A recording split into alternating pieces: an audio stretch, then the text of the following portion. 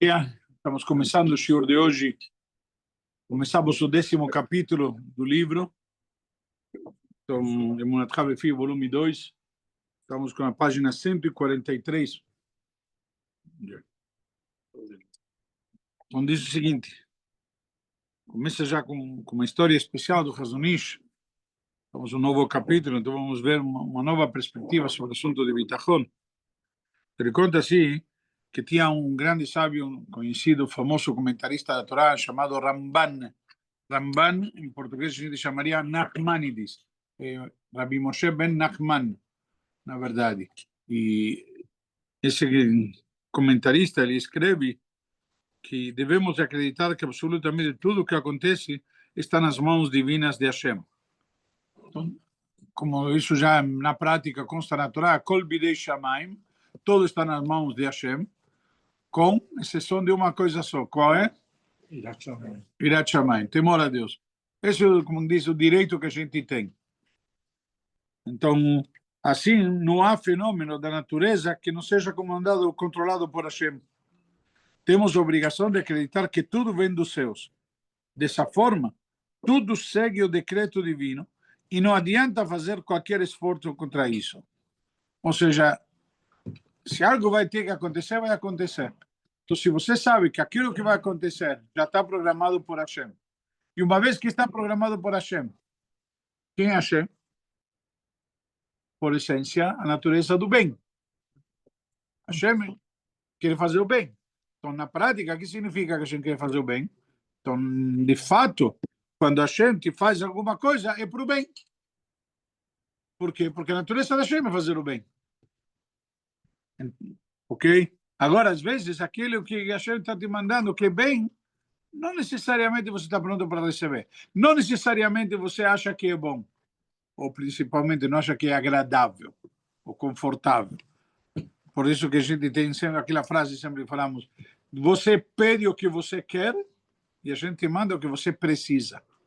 O que você merece. O que você precisa. Merecimento é uma questão de que é muito relativa para analisar. Porque você pode merecer, mas não é bom para você. Deus nos livre, para dar um exemplo de uma sou radical, mas uma criança diabética, e ela foi bem na escola, então passou na prova, sei lá o quê, vai ganhar, então vai ganhar um bolo, ou uma bala, ou um sorvete. Não pode. Você não está fazendo um bem para ela, porque ela não pode comer açúcar. Entendeu? Então, não necessariamente está atrelado com merecimento. Eu vi uma fábula interessante a respeito de um rabino. Ele diz que Deus só faz coisas que está bem. É só bem. O que está falando então, agora. ele conta, aí ele isso conta, que eu estou falando. Exato. Então, aí ele conta que tinha um rei, pessoal lá que foi para caçar, e o conselheiro dele estava junto e sempre falava, não, tudo por bem, tudo por bem. E tinha um cara que cortava o mato na frente do cara e, por um acidente, cortou o dedo do rei. Aí o conselheiro dele falou com ele, é tudo por bem, não se preocupe. O cara ficou tão bem da vida, mandou prender o homem. Aí, depois de 2 anos, o rei vai lá numa outra caçada, os canibais pegaram eles. Só que o canibal só comia animal perfeito. Aí eles viram que não tinha o dedo, jogaram ele fora. Aí ele voltou e foi agradecer o homem, entendeu? Falou, porra, você desculpa, porra, você vê que no fim tudo bem. Então você falou, não, foi tudo por bem, porque se eu tivesse lá, eles iam me comer. E aí, uma vez que você não tinha o dedo, Não tinha dedo, o rei perguntou para ele. Não, o rei perguntou para ele.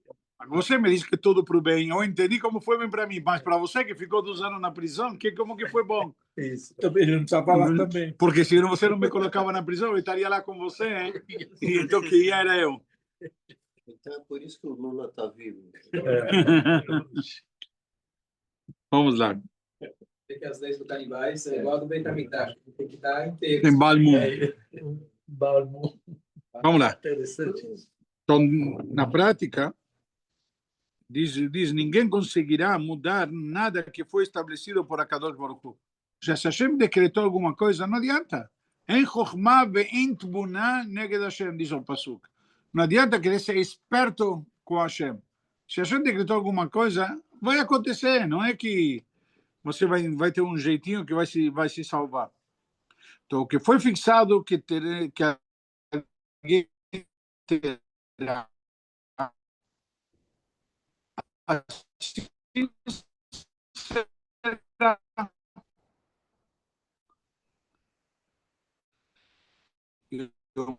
Mesmo razão ao que não terá. Então, não adianta você querer o que não vai ter, não adianta. Então, história.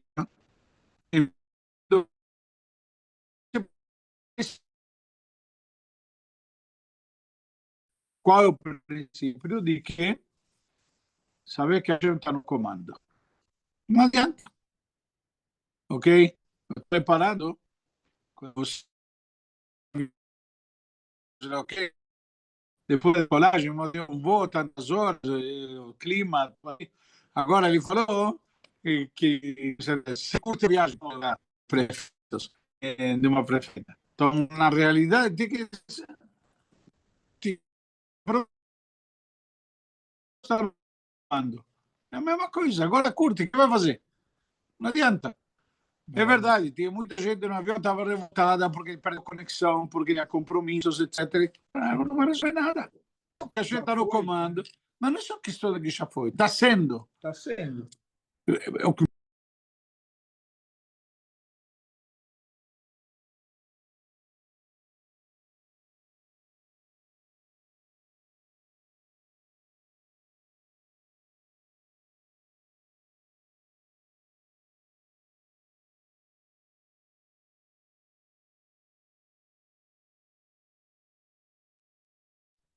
é uma situação complicada, mas. Pensa em achar uma solução. Não é que a gente tem que dar uma solução, tem que saber. Pensa, Não estou entendendo a pergunta, então, não, desculpa. pensamento. Eu perdi o voo, mas a Hashem vai me dar uma solução para resolver. Não é uma solução para resolver. Talvez era para perder. Isso é o bom. Não. Eu tenho que saber encarar as adversidades, às vezes, como oportunidades. Por que o problema é um problema? Tudo depende de como vou encarar. Não, eu quis dizer assim, não. A Hashem vai me dar uma... Vou ficar assim, vou ficar tranquilo, tudo, e a Hashem vai me dar uma solução. E talvez não é. E não é, se não tem solução. E se não tem solução? Então, não vai dar nada. Então. Não vai me dar paciência para encarar e acabou. Vai dar alguma coisa, não dá paciência. Ou talvez a gente não tenha que me dar. Sou eu que tenho que desenvolver. Eu tenho que desenvolver essa aptidão, essa habilidade. Eu vou ficar melhor, eu vou crescer, eu vou evoluir. Sou eu. Por que todo Hashem? Quando eu tenho alguma conquista, é minha. Quando eu tenho algum problema, é de Hashem. Ele tem que resolver. Acontece. Tem que saber lidar com, como chama? Com Adversidade. não somente adversidades, porque é algo que acontece, sabe, o inesperado. E acabou, saber engolir. Sabe, você, que nem o namorado vai na casa da avó da namorada, e ele vai lá e a avó oferece um prato de comida, ele detestou. O que vai fazer? Vai comer e ainda vai elogiar. E ele vai ser punido. Por que não? A vovó vai dizer, ele gostou? Cada vez que ele vier, eu vou fazer para ele. A sogra fazia estrogonofe de frango. Quando eu casei, eu falei assim, fala para tua mãe que eu não gosto de estrogonofe de frango. Só depois de casar. Foi 3 anos. Mas a realidade é essa. Já. E tem que saber, às vezes, comer o estrogonofe de frango e acabou. Se for o caso, sabe? E se não, fica com fome. A opção é tua. Já. É muito. Deus vai me dar outra comida. É isso que tem. Você tem a opção. Ou come, ou fica com fome. Vamos lá. Então, voltando ao assunto, é uma história envolvendo Hazon Ish que ilustrava este conceito de que Hashem governa todo e todos. Certa vez, o Jajam estava em uma sala com outras pessoas, quando uma mosca começou a circular e a pousar sobre sua cabeça. Ao notar que os outros tentavam afugentá-la, o Hazon Ish falou: se pudéssemos ouvir essa mosca falar, certamente ela diria: eu preciso chegar até a testa do Hazon Ish, pois assim Hashem me ordenou. Então devemos estar conscientes de que até mesmo o voo e o itinerário de uma mosca são estabelecidos por Borei Olam. Nada acontece sem sua autorização.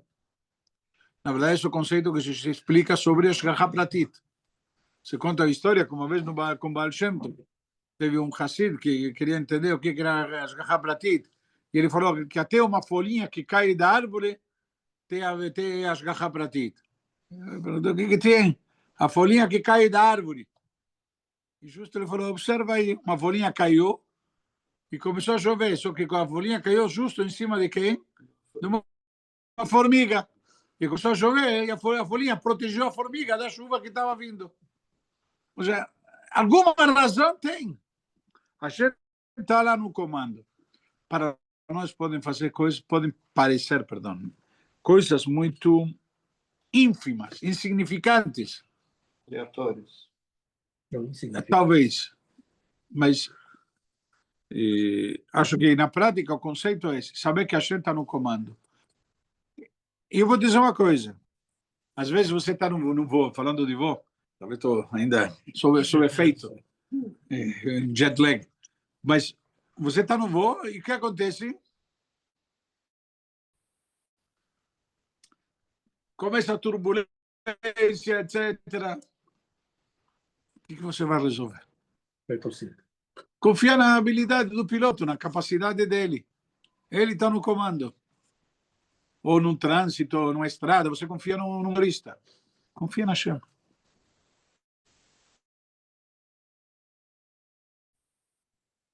Confia na Hashem. Eu pergunto aqui: quanto já te tocou alguma vez? Já desceu do carro? Por que não? E o medo de apanhar. Quer chegar no lugar no final. Então estava disposto a correr risco de vida com um motorista que você não sabe quem é, mas você confiou que Ele vai. que se ele está lá porque alguém avaliou que ele tem capacidade, etc., aí você confiou nisso. Ou, por exemplo, se você numa emergência vai parar num pronto-socorro, você pede referência do médico que vai te atender?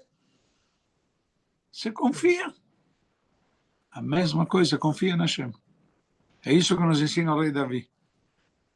Confia na Hashem. Deixa para ele. Cabe el Hashem. Confia na Hashem, espera por Hashem. Em Jerusalém havia um grande rabino chamado Reb Neta Tzendvirt, de Halab, que viveu até uma idade avançada. Certa vez, disse a mim: hoje ouvi uma voz divina dos céus.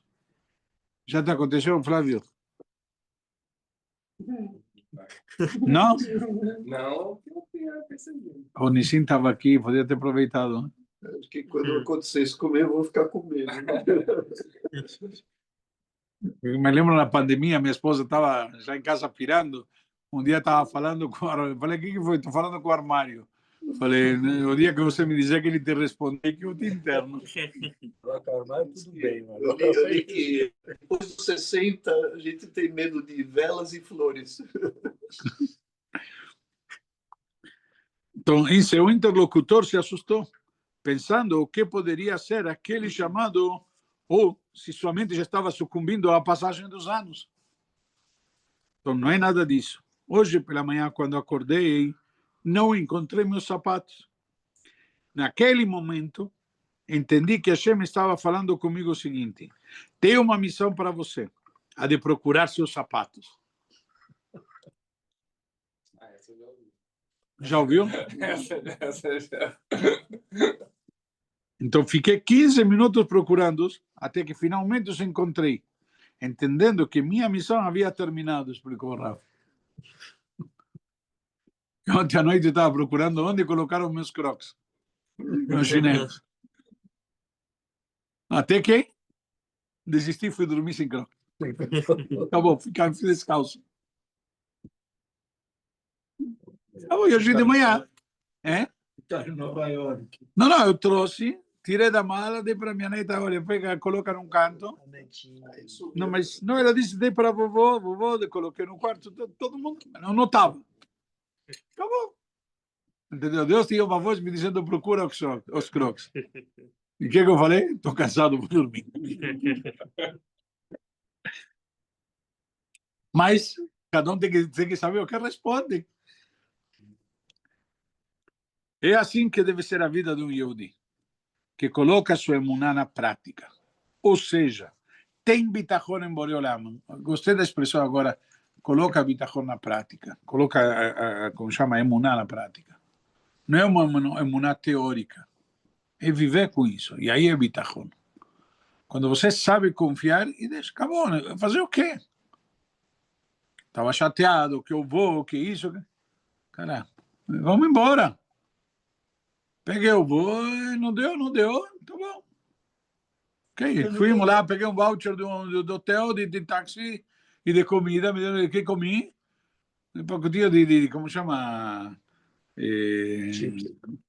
Batata frita, refrigerante, o que dava para comer no hotel que tinha kasher. Procurei alguma barrinha de cereal, não tinha, com as garras. Se vira como se pode. Baruch Hashem, Estados Unidos, no sentido, tem oiô em muita coisa dentro de tudo. Eu não Eu fui vi uma com história, estômago. atrasou o voo, um cara tava assim, um cara até meio um jovem adulto, né? Tava super desesperado, arrancando o cabelo, e xingando todo mundo, pessoal no guichê e tal. Aí ele viu dois velhinhos, assim, um casal de velhinhos do mesmo voo, totalmente zen, sussa, assim. Ué, eu tô me desesperando, tô vendo que vocês não. Aí o cara arregaça as mangas assim, mostra os números assim, fala, esse número é de Auschwitz, você acha que depois disso eu vou estar preocupado? Né, as pessoas às vezes também perdem a proporção dos problemas e fazem uma tempestade num copo d'água, como a gente diz. Que é uma tempestade num copo d'água? Opa, muitas Não, de vezes. fazer esse tipo de. Sim. Comparação. Não comparação. De me exaltar na frente do guichê. Não tinha solução, não. Espera aí, eu tinha uma pessoa aqui, segundo, que eu conheço bem. Ele trabalhava na Rede Globo no Rio de Janeiro, morava em São Paulo. E ele foi na sinagoga de manhã e atrasou um pouco, sei lá o quê, com Teilim, não sei o quê, e estava, enfim, até que chegou em Congonhas, perdeu o voo. O que significa perder o voo? Ele chegou, entre aspas, antes do voo, mas fecharam as portas, sei lá, fecharam o embarque. Sim. Ele discutiu com o pessoal no balcão, etc. Xingou todo mundo. Todo mundo, vou processar, fazer uma matéria contra vocês, sei lá o quê. Sabe? 10 minutos depois, ele está no aeroporto esperando para a ponte aérea, o próximo voo. Aquele voo da Latam que caiu um pouco depois que decolou. Ele devia estar nesse voo. Ele depois foi deu um beijo a cada funcionário que não deixaram ele entrar naquele voo. E teve também do 9/11, né? O pessoal que perdeu a. Sim, mas o que eu quero dizer, a gente não sabe, mas não é que a gente tem que ser feliz. Mas tem que saber que se não era para você pegar, você não pegou. Acabou. E tem que saber aceitar a adversidade. Talvez seja um teste. Ver como você reage. Fazer o quê?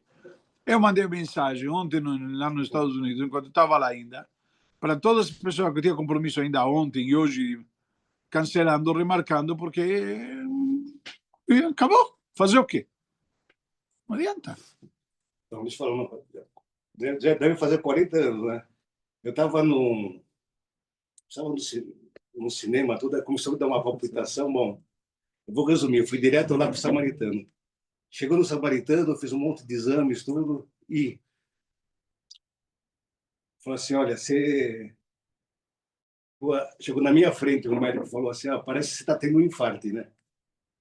Eu não, na hora assim, eu falei, não é possível. Eu falei, a Helena, a esposa, ligou lá para um médico, acho que foi um médico que é meu tio, não, manda já para o Einstein.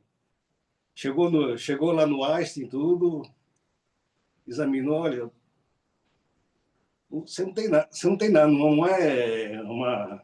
Não é infarto. Não é infarto, nada, vai para cá. Bom, só sei que no dia seguinte eu fui no médico, doutor Antônio Carlos, chegou lá, me deu assim, toma aí um Zílio, não sei o quê, só sei que depois daqui 2 dias passou, né? Graças a Deus. Agora tem dosificado, né? A primeira vez, falando de lugar, eu fui no pronto-socorro, mas eu fui no lugar errado, né? No pronto-socorro errado. Mas a compensação, eu tive acho que a Chay me deu a luz lá de achar que eu... Mas talvez o médico que te atendeu, no samaritano, ele não te avaliou, ele viu, por via das dúvidas, ele quis... Fez exames, tudo, achou, tirou, sei lá. É que você teve uma arritmia, então é isso parecido com... Mas ele não conhece teu quadro, nem nada, você foi no teu médico, eu também, desculpa, isso acontece, não tem a ver, eu acho que tem problema de coração, um dos hospitais muito bons que tem, o HCOR, é especializado em questões cardíacas. Eu fui lá fazer uma cintilografia faz alguns meses e o médico não me deixou terminar o exame. O médico que estava fazendo o exame parou, falei, mas eu estou aguentando. Falei, não, aqui está marcando a máquina que...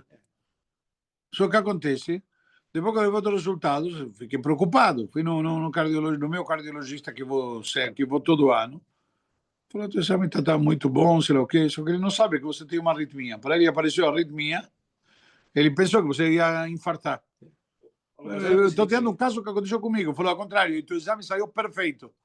Falou, mas olha a coincidência, eu cheguei no Einstein, quem me atendeu foi um amigo meu de escola, de classe lá, no Einstein, Davi Salomão Levi. O Davi Levi? Davi Salomão Levi. O baixinho, ele é infectologista. Ele que me atendeu lá. E estava no começo da carreira. Baruch Hashem. Então, em resumo, Deus fala conosco. E às vezes eu te falo e te diz, isso não é para você. E nós parecemos crianças. Quando você fala para uma criança, não pode comer bala, o que a criança faz? Esperneia. E quando a gente tem alguma coisa que não é, se desperneia. Somos crianças. A gente percebe que não é para a gente, esse é o problema. Não, a gente quer. A gente não quer saber. Esteja, perdão, não entendeu? A gente quer. A gente deseja, não quer saber se é bom ou não é bom. Lamentavelmente é assim que acontece. Eu tenho a famosa história, isso é lindo porque nos Estados Unidos eu vejo isso acontecer com nossas crianças muito. Tinha uma vez uma mulher de cor fazendo compra no supermercado e o filhinho começou a espernear tudo mais que queria comprar umas balas que tinha no supermercado. E ela falou para a criança, falou, não pode, não é kosher.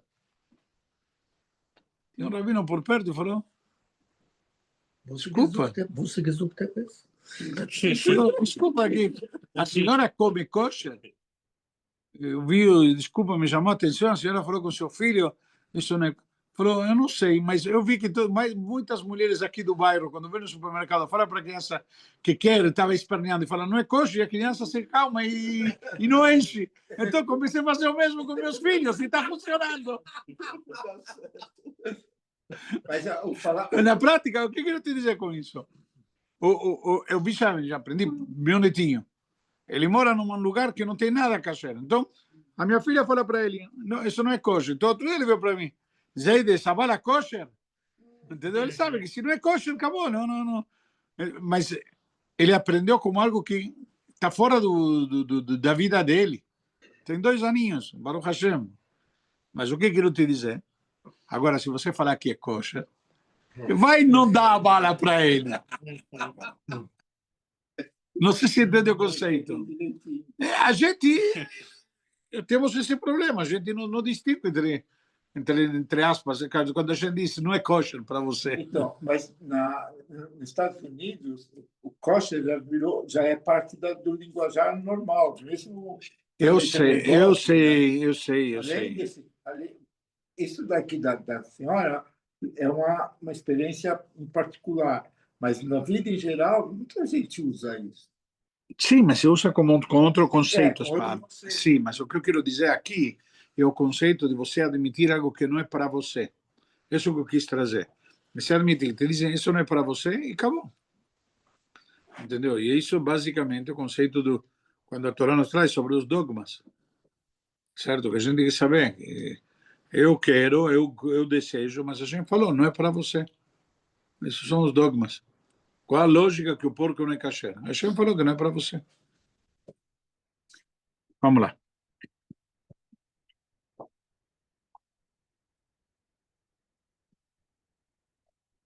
Então diz assim, é assim que deve ser viver a vida, deve ser a vida de Yehudi que coloca sua emuná na prática, ou seja, tem bitachon em Boreolam. Até mesmo quando seus sapatos somem, ela sabe que deve procurá-lo seguindo a mensagem e a vontade de Hashem. Portanto, em situações assim, precisamos ouvir a voz de Akadosh Baruch Hu e não ficarmos nervosos, alterados. Há tempos de procurar e de achar. Tudo está programado por ele. E tem tempo de dizer, acabou, não vou perder tempo. Ou seja, se a gente estava me dizendo ontem, você tem que procurar os teus chinelos, certo? Eu cheguei e falei, não, esse é o momento que eu preciso descansar. Amanhã preciso acordar cedo para o Shio. E não vou perder agora tempo revirando toda a casa onde colocaram o bendito chinelo. Eu vou deitar sem chinelo. E andei descanso. De manhã você tropeçou nele. Não, de manhã, já deixei de noite do lado da cama, já deixei um par de meia para já não pisar no piso frio. Já calcei, logo que levantei da cama depois de Netilat Yadayim, já calcei as meias e pelo menos não andei descalço. Acabou, no piso frio. Então não tinha um chinelo como gostaria, não tinha. Não sei onde foram parar. Mas era um momento que eu cheguei a uma conclusão. Prefiro dormir. Para mim é mais importante dormir do que encontrar o bendito do chinelo. Acabou. Só isso. Ok? Às vezes também a gente coloca na frente de situações que eu acho que não é a Hashem, é o Yetzer Hara. Não, eu preciso encontrar meu chinelo. Cadê meu chinelo? E? Daqui a pouco é dia dos pais. Mas Pede um novo. Não, eles vão pegar o chinelo que está escondido, botar uma casquinha. você está rindo, mas tem muita de verdade nisso daqui, na nossa vida. A gente tem que saber ponderar um pouco as coisas e manter, entre aspas, a proporção. A gente se exalta, e principalmente por coisas que não estão ao nosso alcance a resolver. Então, é simples. Vamos lá. Isso aqui agora tem uma comprida, vamos deixar para a próxima, então. Se Deus quiser. Para por aqui. Desejar um bom dia a todos. Foi bom voltar.